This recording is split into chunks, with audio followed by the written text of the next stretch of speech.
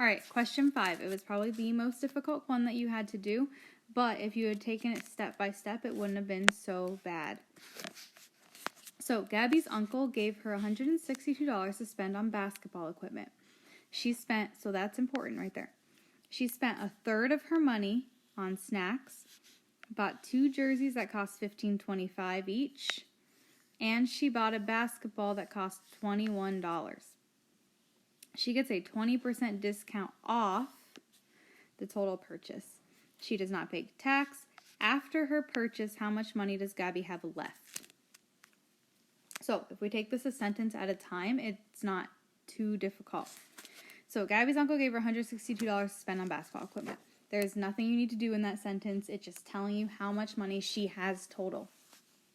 So we take the next part. She spent a third of her money on snacks. So we need to take 162 because that's how much money she had. And of means multiply. So if I multiply it by 1/3, essentially I'm going to get 162 over 3, which means that I divide. So I'm going to take 162 divided by 3. 3 goes into 16 5 times. 5 times 3 is 15. Then I get 12. 3 goes into 12 4 times. 3 times 4 is 12. So that cancels. So my answer is 54. So she so far has spent $54. Okay. The next sentence or part of the sentence reads, she bought 2 jerseys that cost $15.25 each. This is gone. She bought 2 jerseys that cost $15.25 each. Well, that means I need to either do 15.25 times 2 or 15.25 plus 15.25. I'll just do times 2, and I will get 30.50. All right, so I'm going to rewrite that under here. So this is all the stuff that she's been spending. Finally, it says that she bought a basketball.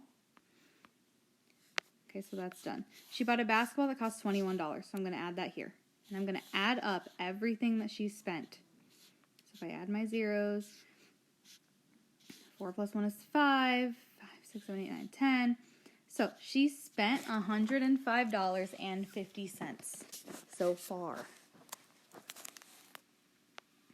Okay, still have more to go, and it still doesn't answer the question, after her purchase, how much money does she have left? So, next part says she gets a 20% discount off the total purchase. So I wrote it like that to remind you that discount means off, and off means subtract. So we talked about how 20% can actually be written as 0.20.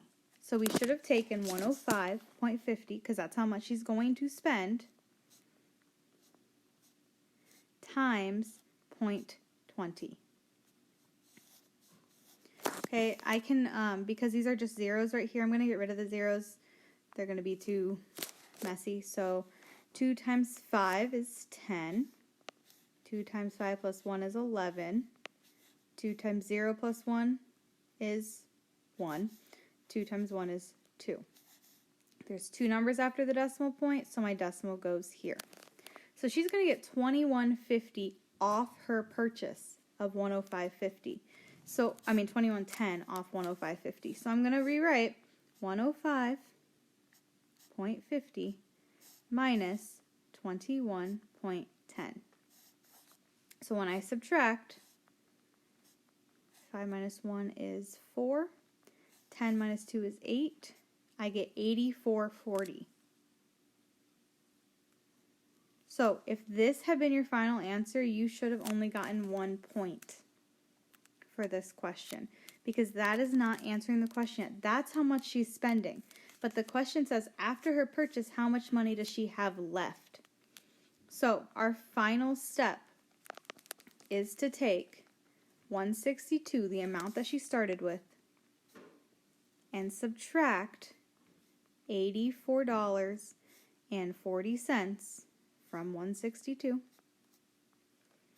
Okay, I got to borrow here, so I'm going to borrow 1 from there. Make this a 16 to the 15, 12 to 11, 10. Oh, I can do that. 10 minus 4 is 6. 11 minus 4 is 7. And 15 minus 8 is 7. So her final answer is, your final answer that you should have gotten is $77.60 is how much money Gabby has left after her purchases.